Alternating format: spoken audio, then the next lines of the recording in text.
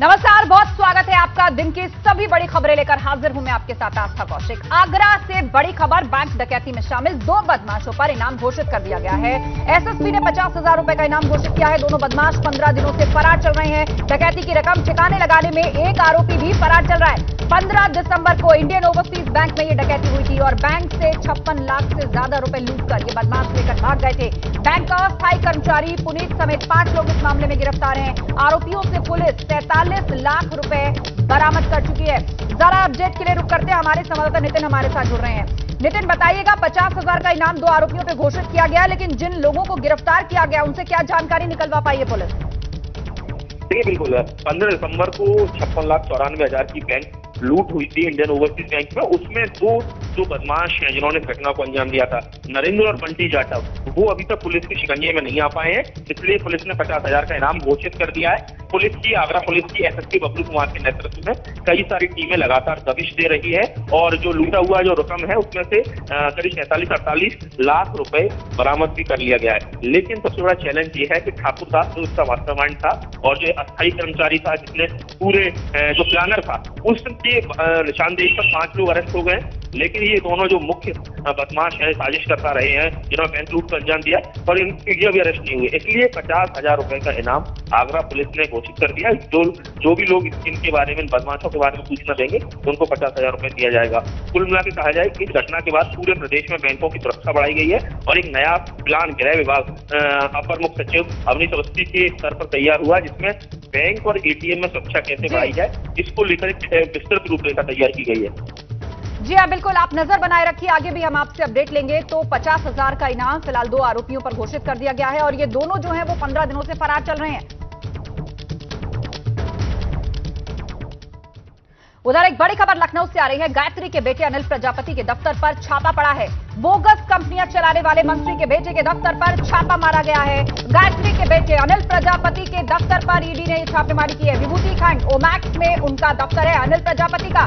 गायत्री की बेनामी संपत्तियों में हवाला ट्रेडिंग का कनेक्शन खंगाल रही है यहाँ पर ईडी। गायत्री के अमेठी स्थित घर पर भी ईडी ने छापेमारी की और एक साथ 2 ठिकानों पर ईडी की छापेमारी इस वक्त चल रही है, अमेठी में और लखनऊ में। तो बहुत बड़ी खबर इस वक्त हम आपको बता रहे हैं। गायत्री के बेटे अनिल के दफ्तर पर इस वक्त ईडी छापा मारने पहुंची है। ईडी हमारे साथ संतोष जुड़ गए हैं जो नजर बनाए हुए हैं ईडी से जुड़ी इस बड़ी खबर पर। संतोष, बताइएगा क्या डिटेल अभी तक आपको मिल पाई है? देखिए, गायत्री प्रजापति का जो बेटा अनिल प्रजापति है वो भी इस समय लखनऊ जेल में बंद है। इसके द्वारा जो बोगस कंपनियां बनाई गई थी और गायत्री प्रजापति के द्वारा अवैध खनन के जरिए करोड़ों की अरबों की संपत्ति जो इकट्ठा की गई थी उसको खपाने के लिए बोगस कंपनियां बनाई गई थी। उन्हीं की छापेमारी में ईडी ने एक साथ अमेठी में गायत्री प्रजापति के ठिकाने पर छापेमारी किया। वहीं दूसरी तरफ ओमैक्स में जो अनिल प्रजापति ने अपना दफ्तर बनाया था वहां पर छापेमारी की। ओमैक्स का ये ग्राउंड फ्लोर पर स्थित दफ्तर है जहां पर अनिल प्रजापति के कंपनी से जुड़े हुए दस्तावेजों को ईडी की टीम खंगाल रही है। ईडी लगातार इस पूरे मामले पर 2 जगहों पर छापेमारी की है और माना जा रहा है कि अब जल्द अनिल प्रजापति से भी पूछताछ कर सकती है ईडी की टीम।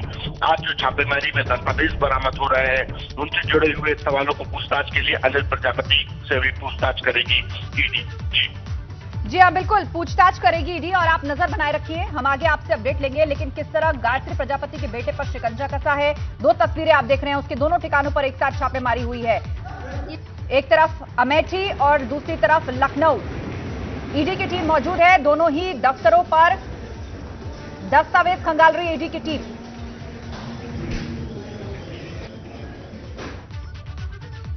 और इस वक्त एक बहुत बड़ी खबर राजधानी दिल्ली से हमें मिल रही है। 100 से ज्यादा पूर्व ब्यूरोक्रेट्स ने सीएम योगी को एक चिट्ठी लिखी है और ये चिट्ठी लव जिहाद को लेकर लिखी गई है।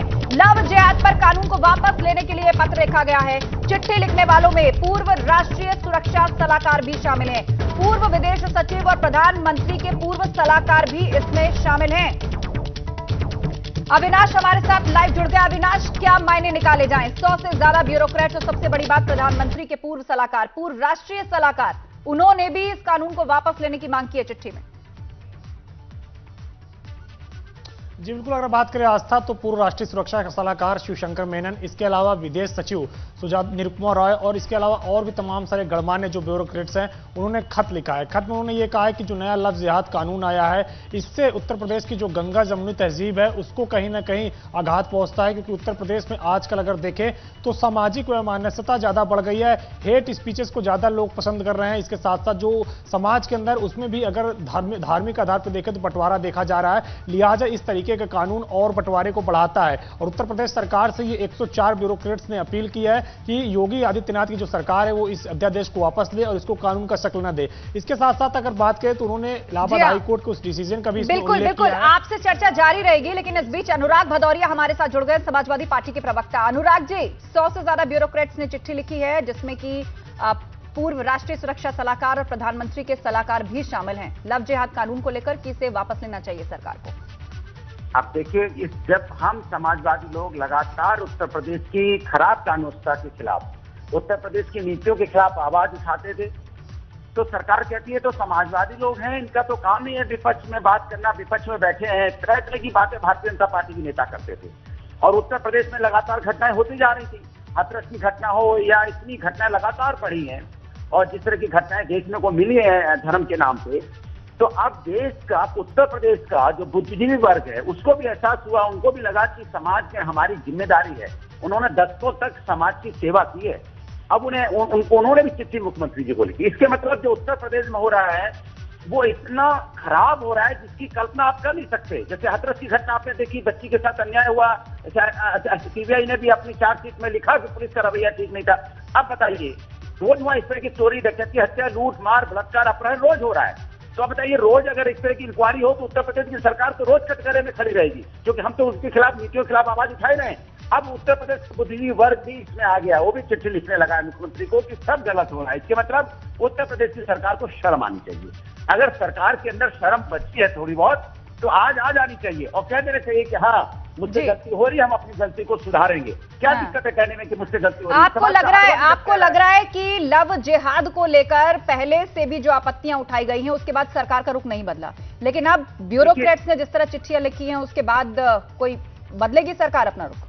नहीं, आप 2022 में सरकार ही बदल जाएगी, रुख बदलने की जरूरत नहीं है।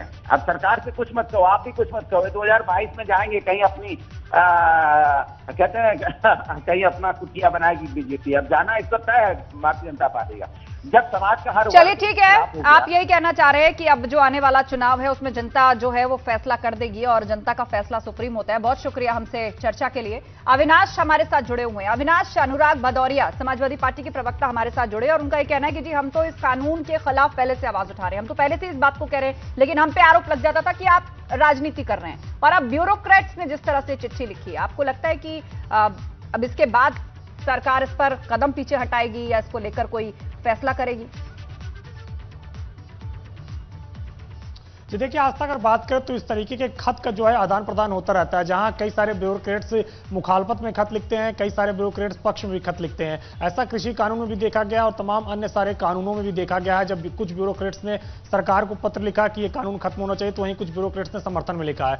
सरकार, जो ब्यूरोक्रेट्स ने पत्र लिखा है, इससे सरकार पीछे नहीं हटने वाले, चूंकि उत्तर प्रदेश सरकार ने एक कानून लाई है जिसका अगर बात करें तो उत्तर प्रदेश सरकार और भारतीय जनता पार्टी के तमाम सारे नेताओं ने स्वागत किया है। और खुद उत्तर प्रदेश की तर्ज पर मध्य प्रदेश में भी लव जिहाद कानून लाया गया और हरियाणा पर भी इस पर विचार कर रहा है। हरियाणा के गृह मंत्री अनिल विज ने खुद कहा है कि उत्तर प्रदेश की भांति हरियाणा में भी लव जिहाद कानून लाएंगे। तो जाहिर तौर पर बात है कि जब बीजेपी के अंदर इतना पसंद किया जा रहा है इस कानून को और तमाम सारी जो उनकी रणनीति है उससे ये जो खत लिखा गया उनको कुछ फर्क नहीं पड़ता है, क्योंकि अगर देखें तो इनमें ज्यादातर वो सारे ब्यूरोक्रेट्स ने खत लिखा है जो कांग्रेस शासित सरकार में रहे हैं या कांग्रेस शासित सरकार में महत्वपूर्ण पदों में रहे हैं। तो ऐसे में भारतीय जनता पार्टी पीछे जाए या बैकफुट पे जाए, ऐसी उम्मीद है। और इसके लिए कांग्रेस का क्या रुख रहता है ये भी जानना जरूरी है। आप जुड़े रहिए, हमारे साथ सुरेंद्र राजपूत जुड़ गए हैं कांग्रेसी प्रवक्ता फोन लाइन पर। सुरेंद्र राजपूत जी, 100 से ज्यादा ब्यूरोक्रेट्स ने चिट्ठी लिखी है और चाहे पूर्व राष्ट्रीय सुरक्षा सलाहकार हो या पूर्व प्रधानमंत्री के सुरक्षा सलाहकार, वो सभी कांग्रेस के समय में रहे हैं इन महत्वपूर्ण पदों पर। तो आपको लगता है कि मौजूदा सरकार जिस पुख्ता तरीके से इस कानून को लाई,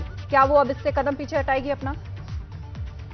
आस्था जी, सबसे पहले तो भारतीय जनता पार्टी की जो मनोग्रंथि है इसको दूर करना आवश्यक है कि हिंदुस्तान में नॉन कमिटल ब्यूरोक्रेसी है, कमिटेड ब्यूरोक्रेसी नहीं है। ब्यूरोक्रेट्स कांग्रेस के या भाजपा के नहीं होते, ब्यूरोक्रेट सरकार के होते हैं, देश के होते हैं। अगर उन्हें देश के हितों की चिंता है और उन्होंने कोई खत लिखा है उत्तर प्रदेश की सरकार को, तो सरकार को ये नहीं मान करके कि वो कांग्रेस के समय के ब्यूरोक्रेट हैं, ऐसा मानना जो है कहीं ना कहीं देशद्रोह की श्रेणी में आता है। उसकी बात सुननी चाहिए, आप उनको माने या नकारें ये अलग विषय है, लेकिन अगर आप ये कहेंगे कि वो कांग्रेस के ब्यूरोक्रेट है तो ये अपने आप में संविधान का घनघोर उल्लंघन है। चलिए, बहुत शुक्रिया अपनी राय एबीपी गंगा पर रखने के लिए। तो समाजवादी पार्टी और कांग्रेस दोनों का यही कहना है कि हम तो पहले से ही इस बात को कह रहे हैं, पहले से ही इसके खिलाफ आवाज उठा रहे हैं। अब देखना होगा कि ये जो तमाम ब्यूरोक्रेट्स ने चिट्ठी लिखी है उसको लेकर सरकार का रुख क्या रहता है। बहरहाल अगली खबर की ओर अब हम बढ़ते हैं। कोरोना को लेकर आज एक अहम बैठक होने जा रही है। केंद्रीय स्वास्थ्य मंत्री और यूपी के स्वास्थ्य मंत्री के बीच बैठक होने जा रही है। दोपहर 2 बजे से 4 बजे तक दोनों के बीच बैठक चलेगी। कोरोना के नए स्ट्रेन की जानकारी देंगे यूपी के स्वास्थ्य मंत्री। यूपी में नए स्ट्रेन के कई मरीज मिल चुके हैं, आपको बता दें, तो उस पर विस्तार से जानकारी यूपी के स्वास्थ्य मंत्री देंगे केंद्रीय स्वास्थ्य मंत्रालय को। दोपहर 2 बजे से 4 बजे तक ये बैठक होने जा रही है। इसलिए भी अहम है कि जो ब्रिटेन का नया स्ट्रेन है, देश में अब तक 20 मामले मिल चुके हैं, उत्तर प्रदेश में भी कई मामले सामने आ चुके हैं। तो ऐसे में यूपी की क्या स्थिति है उससे अवगत कराएंगे यूपी के स्वास्थ्य मंत्री।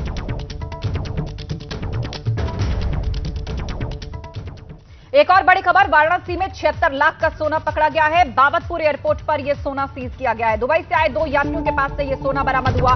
कस्टम के अधिकारी पूछताछ कर रहे हैं। ट्रॉली बैग की पतली परत में सोने को छुपाकर रखा गया था। एक्सरे से बचने के लिए सोने पर परत की कार्बन कॉपी लगाई गई थी। बेहद शातिर तरीके से उसको छुपाकर लाने की कोशिश थी, आप तस्वीरों में देखिए, लेकिन बच नहीं पाए, गिरफ्तारी हो गई। कस्टम के अधिकारी अब इनसे पूछताछ कर रहे हैं। ट्रॉली बैग की पतली परत में इस सोने को छुपाकर रखा गया था। वाराणसी में 76 लाख का यह सोना पकड़ा गया है, जो इस वक्त आप स्क्रीन पर देख रहे हैं। बाबतपुर एयरपोर्ट पर कस्टम अधिकारियों ने इस सोने को बरामद किया है।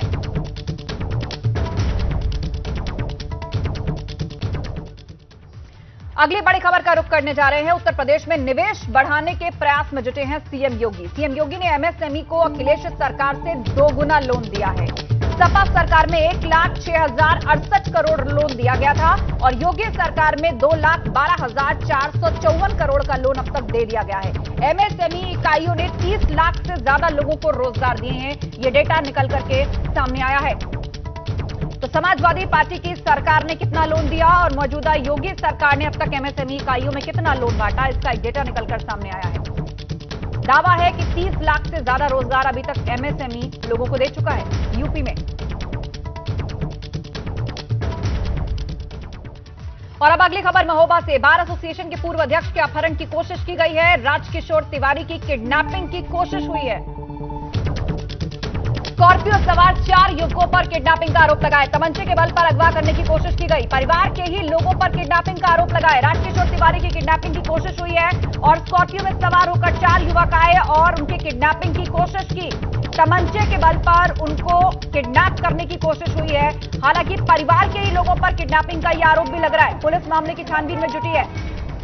इस सनसनीखेज घटना के बाद पूरे इलाके में एक तरह से दहशत है। बार एसोसिएशन के पूर्व अध्यक्ष राजकिशोर तिवारी की किडनैपिंग की कोशिश हुई है। स्कॉर्पियो सवार 4 युवकों पर किडनैपिंग का आरोप लगा है।